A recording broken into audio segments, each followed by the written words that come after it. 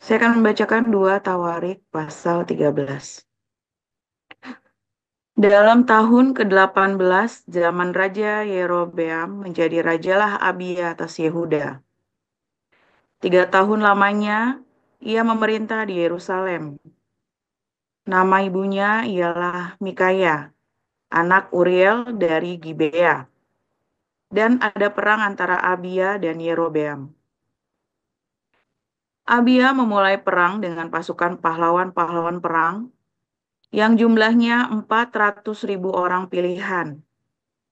Sedangkan Yerobeam mengatur barisan perangnya melawan dia dengan 800.000 orang pilihan, pahlawan-pahlawan yang gagah perkasa. Lalu Abia berdiri di atas gunung Zemaraim yang termasuk pegunungan Efraim dan berkata, "Dengarlah kepadaku, Yerobeam dan seluruh Israel. Tidakkah kamu tahu bahwa Tuhan Allah Israel telah memberikan kuasa kerajaan atas Israel kepada Daud dan anak-anaknya untuk selama-lamanya dengan suatu perjanjian garam. Tetapi Yerobeam bin Nebat, hamba Salomo bin Daud, telah bangkit memberontak melawan tuannya.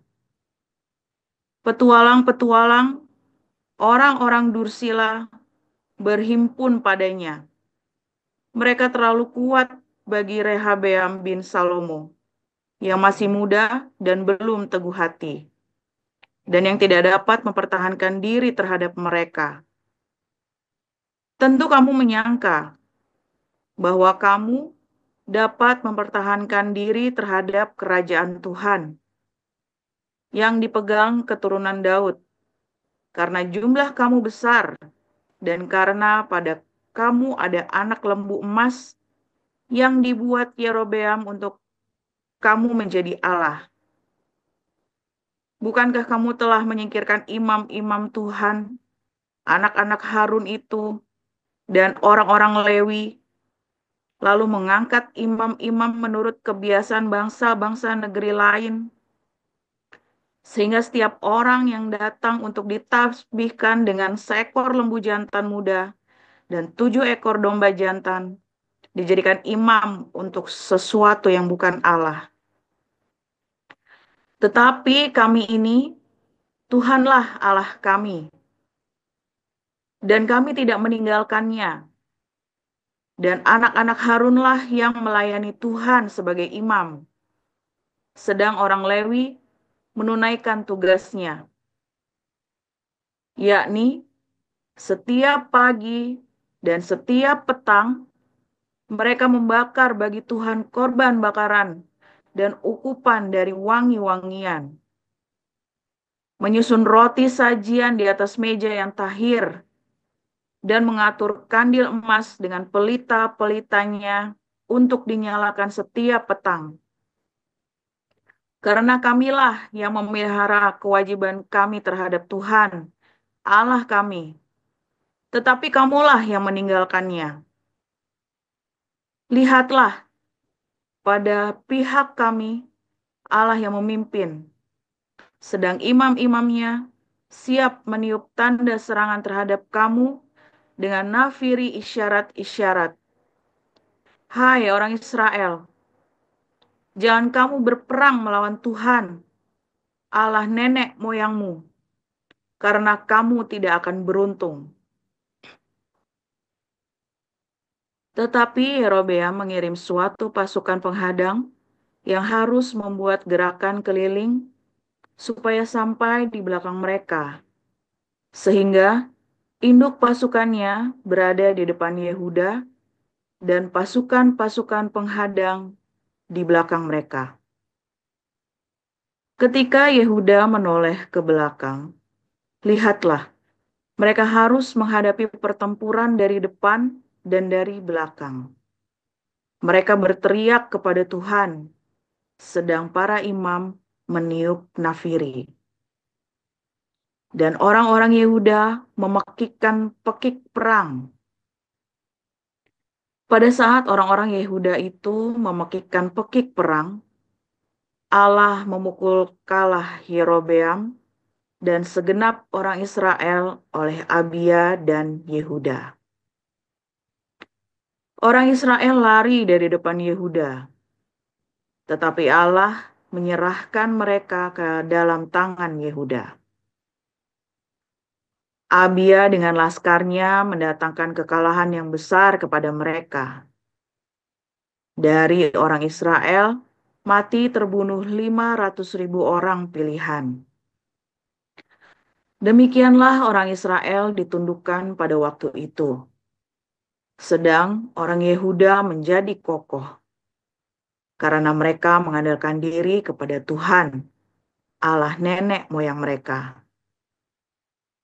Abia mengejar Yerobeam dan merebut daripadanya beberapa kota, yakni Betel dengan segala anak kotanya, Yesana dengan segala anak kotanya, dan Efron dengan segala anak kotanya.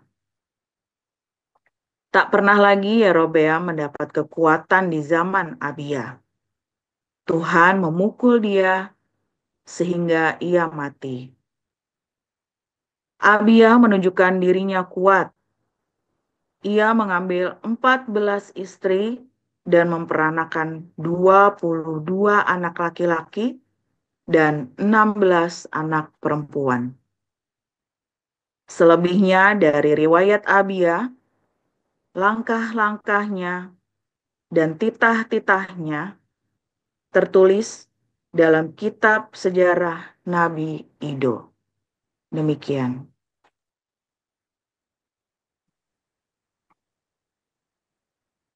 Silakan Pak Agus dilanjut.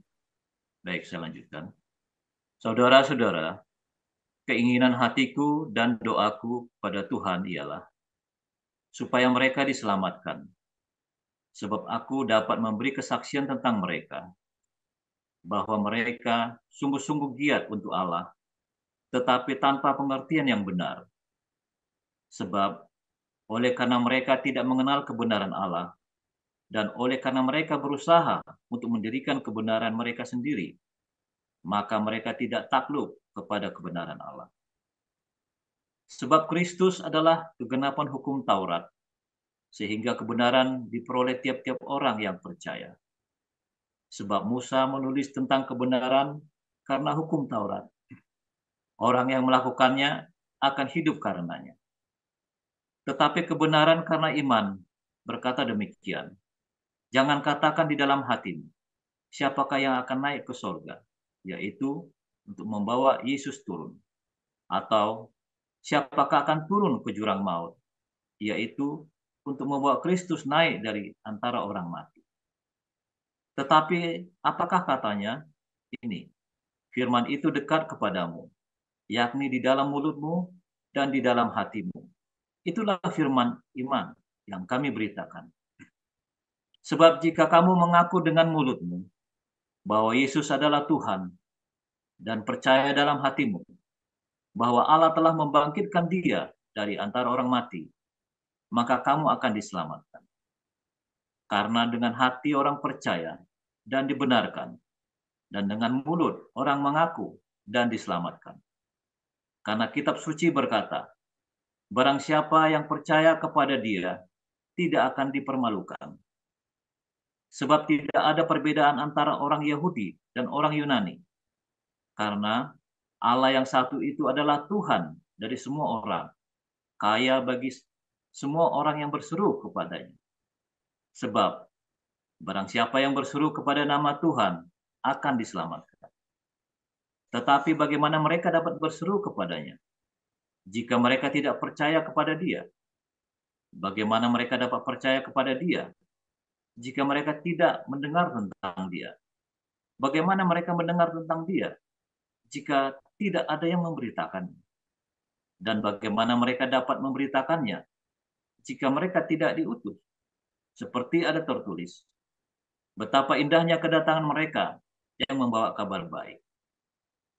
Tetapi tidak semua orang telah menerima kabar baik itu.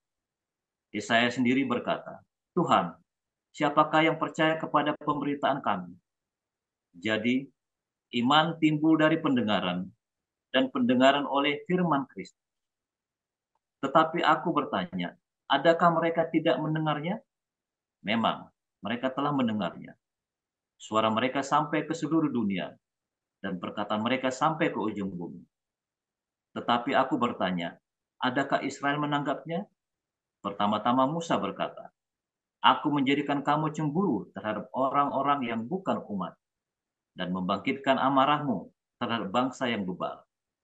Dan dengan berani Yesaya mengatakan, aku telah berkenan ditemukan mereka yang tidak mencari aku.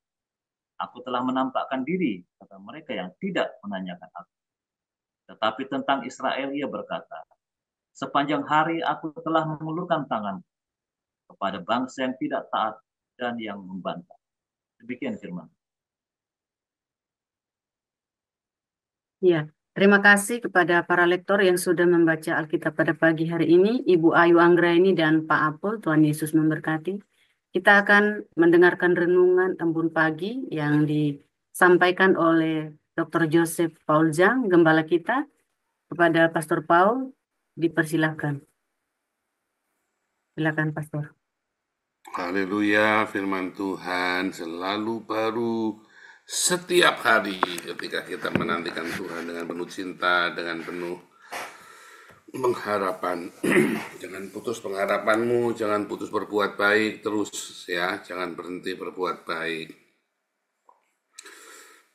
Dan kalau udah kepepet sekali hatimu udah capek, jangan ngutang. Kepepet, dek, teriak sama Tuhan Yesus. Tuhan, tolong Tuhan. Sebab barang siapa berseru kepada nama Tuhan Yesus akan diselamatkan. Ya, berserulah dengan kesungguhan hatimu, dengan segenap hatimu. Berseru jerit, walaupun puasa. Walaupun puasa, saudara ya. Berseru menjerit puasa. Ya, dalam segala semua yang serba mepet, ya, mau dalam keuanganmu, sakitmu, dalam deritamu, dalam apapun, saudara, berdoa, teriak, berseru, ya, minta Tuhan tolong. Pertolongan Tuhan itu tidak seperti yang kita mau, saudara ya. Pokoknya kalau kita sudah berseru pada nama Tuhan dan berpuasa, apapun itu sudah percaya, itu baik. Ya, sekalipun kelihatannya nggak baik, percaya saya itu baik. Ya, saya sering kali mengalami, ya, saya sudah berseru kepada nama Tuhan. Ya, saya pikir kenapa Tuhan tidak tolong, ya, kenapa Tuhan tidak tolong, kenapa ini tetap harus kolaps Tuhan, kenapa tetap harus sampai ketipu bermiliar-miliar.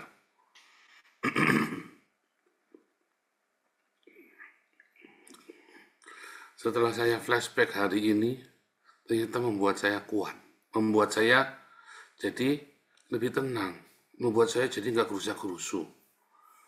Oh, ada hikmahnya apa? Itu orang Islam juga sama, orang Buddha, orang Hindu Buddha, Islam, ada hikmahnya semua percaya. Oh bukan, saudara, saya nggak cerita hikmah. Bagi orang di luar Tuhan Yesus, apes ya apes. Ya, bagi orang di luar Tuhan Yesus, yang namanya nasib buruk ya nasib buruk. Tidak ada pengharapan, ya sudah. Oh, ada hikmahnya. Ya, nyatanya kamu udah kolaps. Nyatanya kamu ya. Tapi kalau saya melihat orang yang berseru kepada Tuhan Yesus sungguh-sungguh, ya, adalah sebuah keselamatan karena kamu sebenarnya ada bahaya yang lain lagi yang menghadang. Saudara, waktu saya masuk penjara yang pertama kali, ya, walaupun cuma 55 hari dan saya dibebaskan sama polisinya karena nggak salah. Ya, waktu itu saya lagi transaksi sama ini ya, Kabuloknya, saya lupa yang masuk penjara itu Kabuloknya, gula matahari itu loh.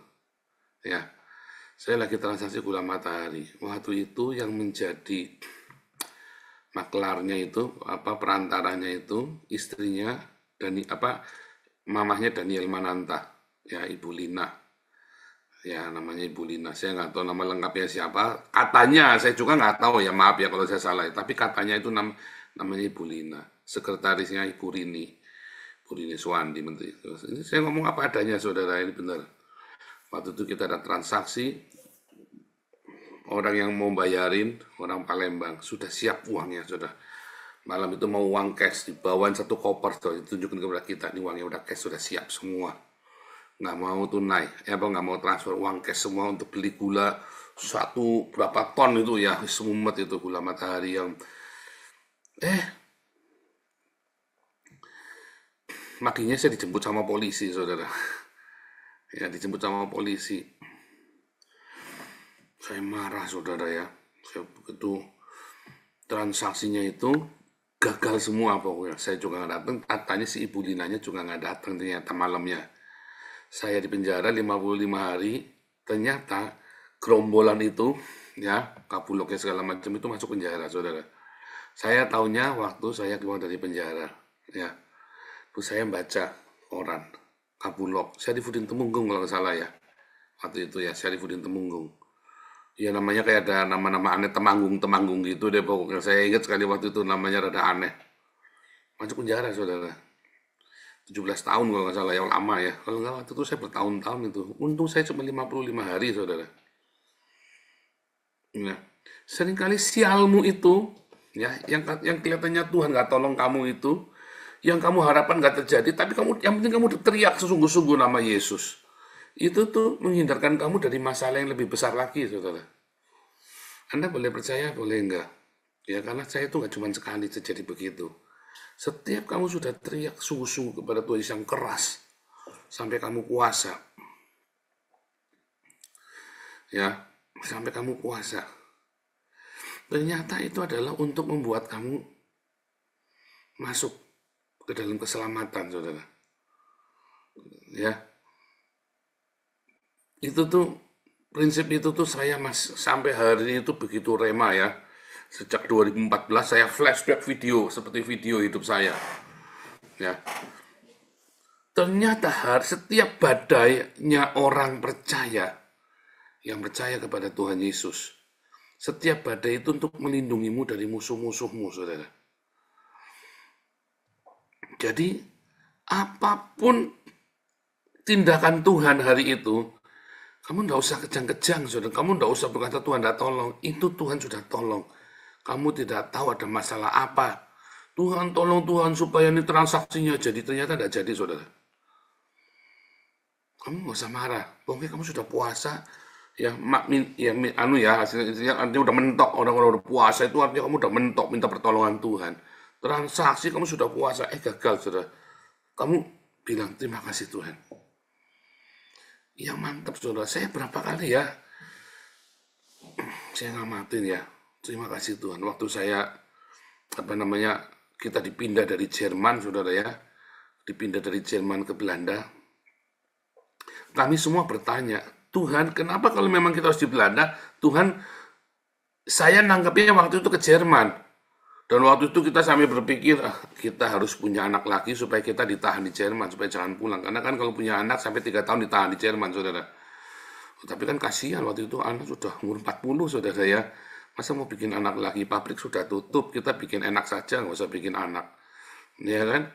Lalu bagaimana? Dan kita dipindah 14 Februari ya, 14 Februari 2019. Si Wesley ulang tahun, dibawa pakai ambulan imigrasi, wing, Bundesamt itu ya.